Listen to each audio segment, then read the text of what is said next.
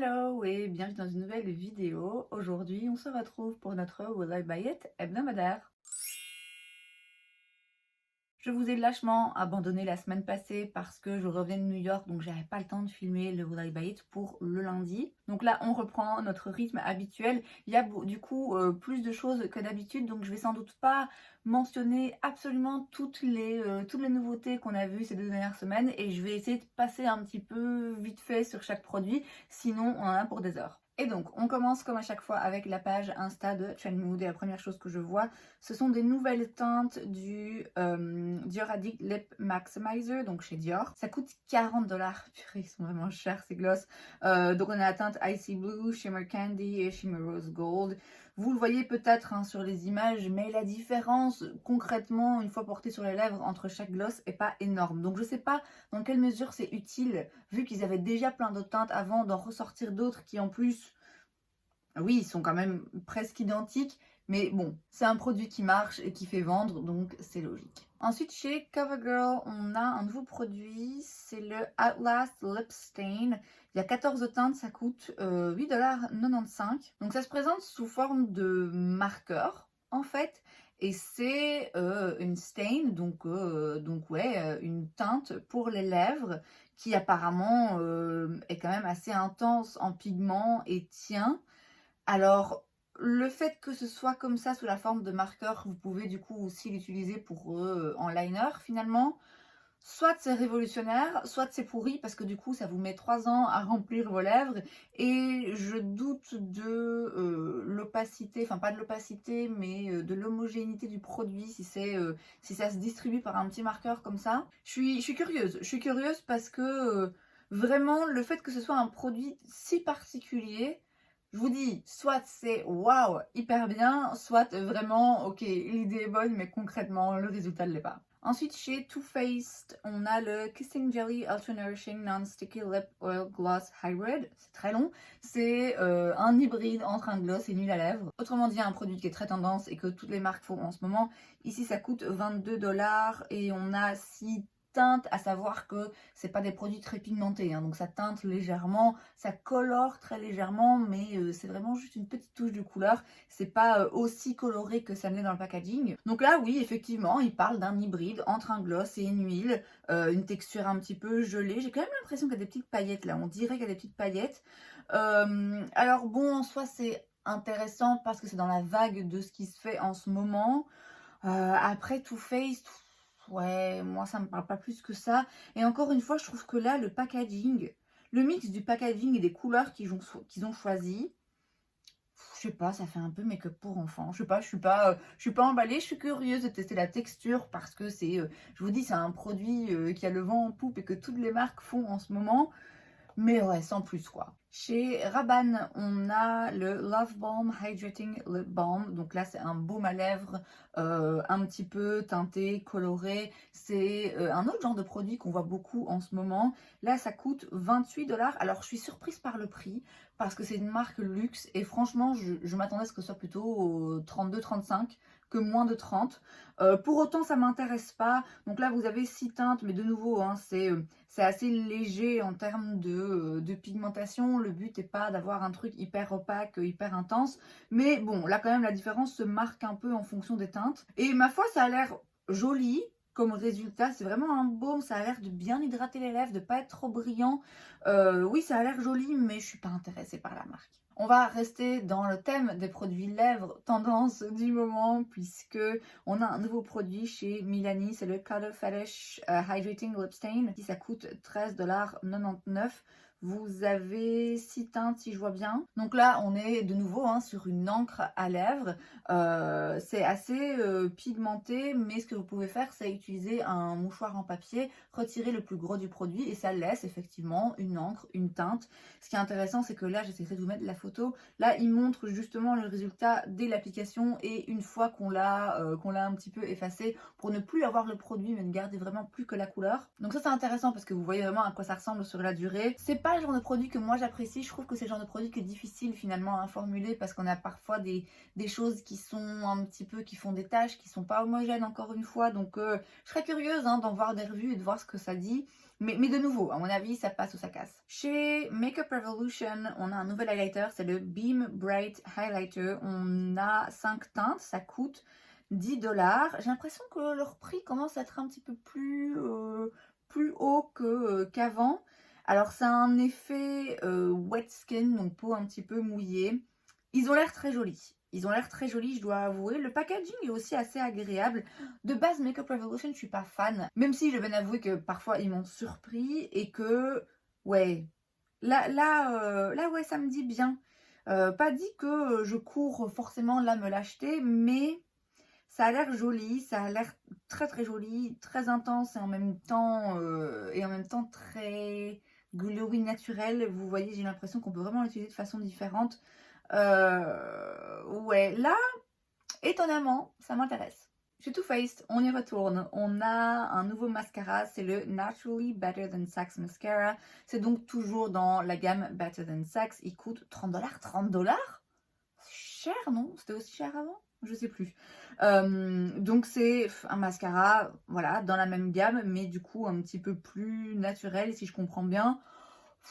Alors bon, je comprends hein, que quand il y a un nom comme ça, une gamme qui fonctionne, on la sorte un petit peu à toutes les sauces. Mais là, je vois pas vraiment l'intérêt, donc non, moi ça m'intéresse pas.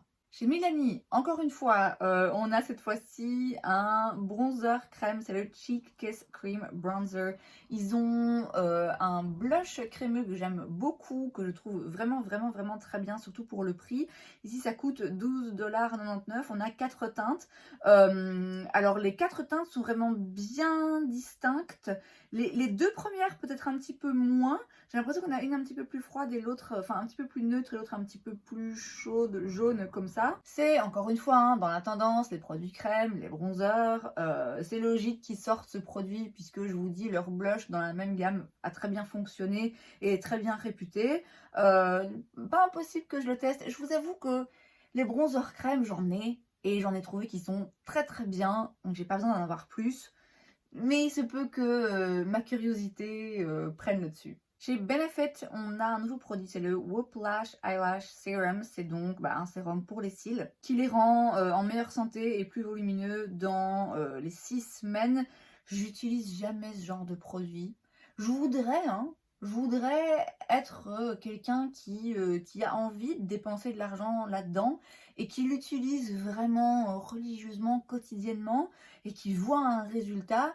Mais c'est pas que j'y crois pas, c'est que je me dis ouais, flemme, hein, franchement flemme de mettre un sérum sur mes cils tous les jours. De base, ouais, mes cils, bon, ils sont pas extraordinaires, mais ils sont pas dégueux non plus. C'est pas un tracas que j'ai, donc globalement, c'est le genre de produit qui m'intéresse pas. Chez CoverGirl, encore une fois, j'ai l'impression que là, il y a pas mal de les mêmes marques qui reviennent. On a un nouveau produit pour le teint et aussi des nouveaux produits pour les sourcils. Alors les sourcils, je vois pas parce que c'est juste une photo d'un display dans un magasin, donc voilà, j'en sais pas beaucoup plus. Le fond de teint apparemment, donc il y a 8 teintes, hein, c'est pas ouf. Après c'est quelque chose de très léger en couvrance. C'est le même genre de produit que les encres de teint je crois chez Chanel, où en fait le produit est transparent et à l'intérieur de la gelée du fond de teint transparent, vous avez en fait des petites billes de pigments qui éclatent et qui se travaillent dans le teint quand vous l'appliquez. Donc là ça coûte 21,49 $. J'ai l'impression que c'est cher pour CoverGirl. Donc je vous dis les 8 teintes c'est pas ouf, mais c'est le genre de produit c'est vrai qui est très très très léger en couvrance et en intensité, et donc du coup on peut se permettre de faire moins de teintes. Et puis ces genres de marques, on le sait, hein, qui vont par définition ne pas sortir 40-50 teintes de fond de teint. Moi ça va pas m'intéresser, vous vous en doutez, un truc comme ça très très léger en couvrance qui juste unifie le teint, c'est pas pour moi. Rare Beauty nous sort une ligne de produits pour le corps. Alors Bon, je suis pas surprise qu'elle étende sa ligne parce que ça marque, parce que voilà, ça fonctionne, donc c'est logique qu'elle continue. J'attendais plus sur du skincare que sur une gamme de produits pour le corps. Pour le coup, je suis surprise. Et c'est une bonne idée parce que c'est vrai qu'on voit moins et c'est tout aussi important, hein, finalement. La peau, c'est quand même le plus gros organe de notre corps et on se concentre sur le visage. En tout cas, moi, sur cette chaîne, je me concentre sur le visage, mais c'est important aussi de prêter attention à sa peau en général. Et donc là, on a un spray pour les cheveux et le corps, donc vraiment une brûle parfumée finalement.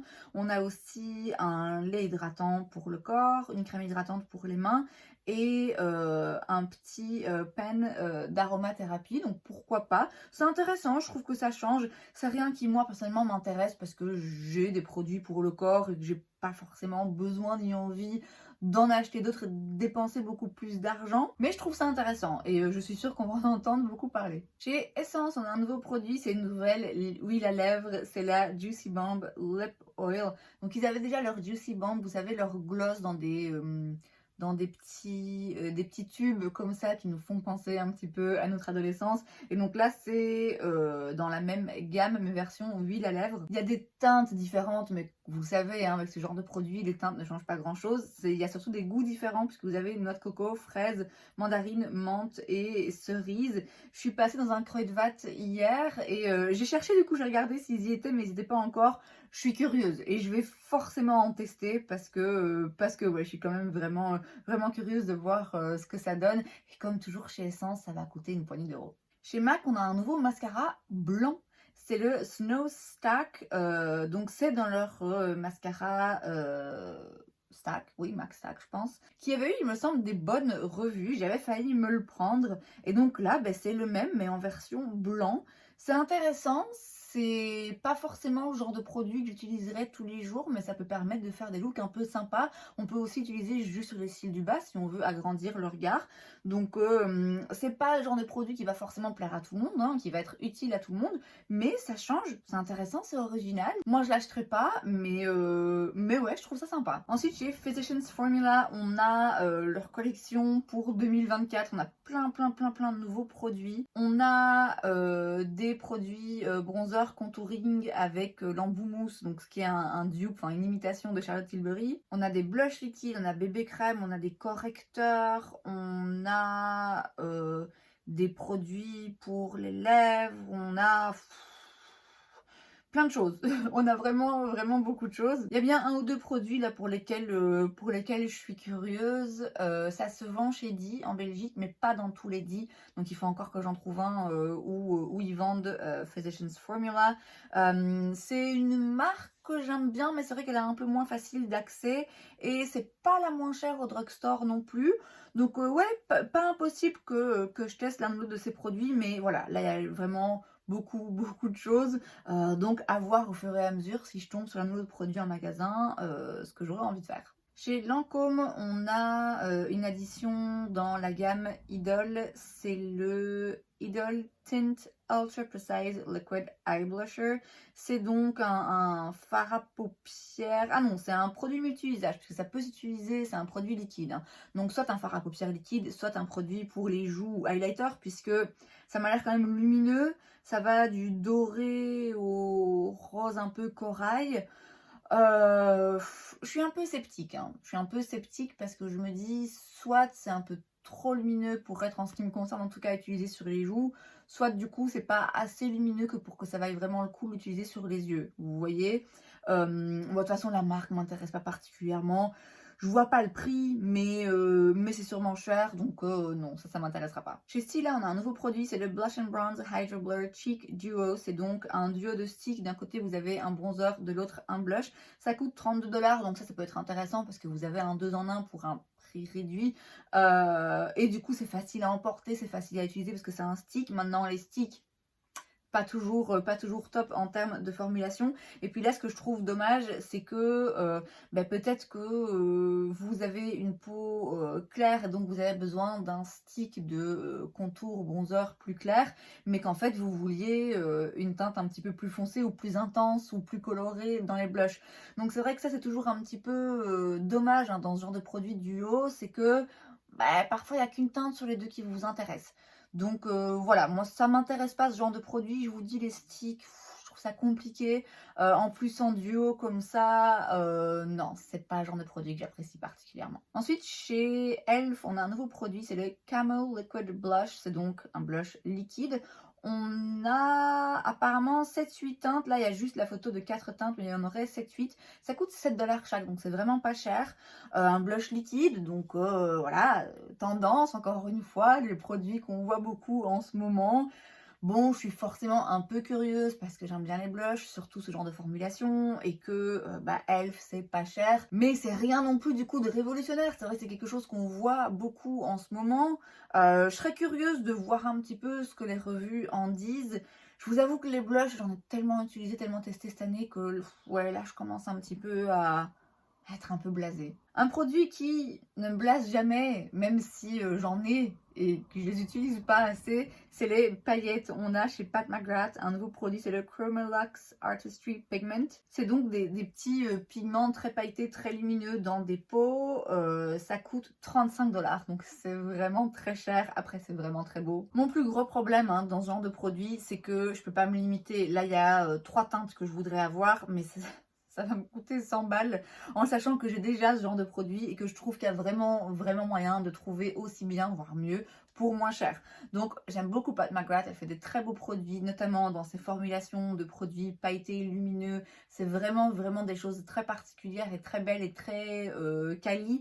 Mais non, je peux pas raisonnablement dépenser 35 € pour un produit comme ça quand je sais ce qu'il y a disponible chez Moira, par exemple, pour un tiers du prix. Chez Elf, on y retourne. On a maintenant le Pout Cloud Lip Plumping Pen. C'est donc un produit, un espèce de gloss, mais sous forme de stick où on doit appuyer pour faire sortir le produit, similaire au produit de chez Tarte que j'ai d'ailleurs aujourd'hui sur mes lèvres. Qui est aussi un produit qu'on a vu beaucoup de marques sortir, essayer de le duper en quelque sorte. Il y a pas mal de teintes, ça me parle pas particulièrement. Je vois pas le prix là. Mais ce sera sûrement moins cher que celui de chez Tarte évidemment, donc si vous avez envie de tester ce genre de produit et que vous n'avez pas envie de dépenser 30 balles, bah oui, celui de Elf sans doute fera l'affaire, mais ouais, moi j'ai déjà des produits de ce genre, donc là, ouais, je suis pas plus emballée que ça non plus. Et chez Juvia's Place, on a le Culture 2 Liquid Eyeshadow. C'est donc un fard à paupières liquide. Ça coûte 15 $, donc c'est raisonnable. Et c'est des fards qui sont duochrome, qui sont très colorés pour le coup. Alors c'est très joli et ça me fait très envie, évidemment, parce que ça brille. Mais c'est vrai que moi, quand il s'agit de fards liquides comme ça, pailletés, avec des reflets et tout, je préfère les couleurs plus neutres. Là, c'est un petit peu trop coloré à mon goût, je sais que je l'utiliserai pas. Donc c'est intéressant, c'est un prix je trouve quand même assez abordable, mais moi je sais que ça me parle pas. Ensuite on passe sur la page de Point Click Vibes et je vois tout d'abord une nouvelle collection chez Bobbi Brown, c'est la Glow with Luck Collection. Je sais pas si c'est une collection pourquoi, je vous avoue. Vous avez des petits duo blush highlighter pour 43 $. Alors c'est joli et ma foi comme Bobbi Brown c'est cher, c'est vrai que payer que 43 $ pour 2 produits finalement ça peut s'avérer intéressant. Et vous avez aussi des fards à paupières mono pour 34,50 $. Franchement pour un fard à paupières, encore une fois pour moi ça vaut pas forcément le coup. Mais je sais qu'ils font des très beaux produits. D'une part c'est pas cruelty free donc voilà, j'essaye d'éviter. Et d'autre part, c'est cher. C'est franchement cher. Et je trouve, encore une fois, qu'il y a moyen de trouver aussi bien, voire mieux, ailleurs, pour moins cher. On a ensuite chez About Face des nouvelles teintes du produit Fractal Glitter Dust. C'est donc un pigment, des petites paillettes. Ça coûte 16 $, donc je trouve ça raisonnable. C'est des petites paillettes, des petits pigments libres. Il y a 5 nouvelles teintes, donc là... Je trouve pas les teintes folles. Alors après, c'est voilà des teintes automne-hiver. On n'a peut-être pas tous envie d'avoir des paillettes hyper intenses, hyper lumineuses. Mais pour moi, là, ça tombe un petit peu à plat. Je vois moins l'intérêt, je vous avoue, de ce genre de produit. En tout cas, moi, ça me... Ouais, je trouve pas ça très pailleté, très brillant, très joli. Après, peut-être que c'est incroyable, que c'est des photos qui rendent pas justice, mais... Et encore une fois, peut-être juste, en effet, c'est des paillettes plus discrètes, ça plaît aussi, mais moi, du coup, ça me plaît moins. Et enfin, chez Bella Beauté Bar, on a une nouvelle palette, c'est la Angles of Illumination. Vous avez donc 16 teintes, ça coûte 65 $ et vous avez des teintes brillantes, lumineuses, des duochromes, des multichromes, donc il y a vraiment des teintes très très spéciales ici. Maintenant, il y a une dominance de bleu. Bon, la marque, j'en ai déjà entendu parler, parfois elle fait des trucs que je trouve sympas et différents, c'est une marque indie, donc c'est logique. Mais ça m'a jamais intéressé plus que ça, et là ça fait pas exception parce que voilà, dominance de bleu, donc pas pour moi. Et c'est donc tout pour cette vidéo, j'espère que ça vous a plu. Si c'est le cas, n'hésitez pas à laisser un like. Vous pouvez aussi vous abonner à ma chaîne parce que c'est gratuit, donc pourquoi pas. Et moi je vous vois la prochaine fois. Bye!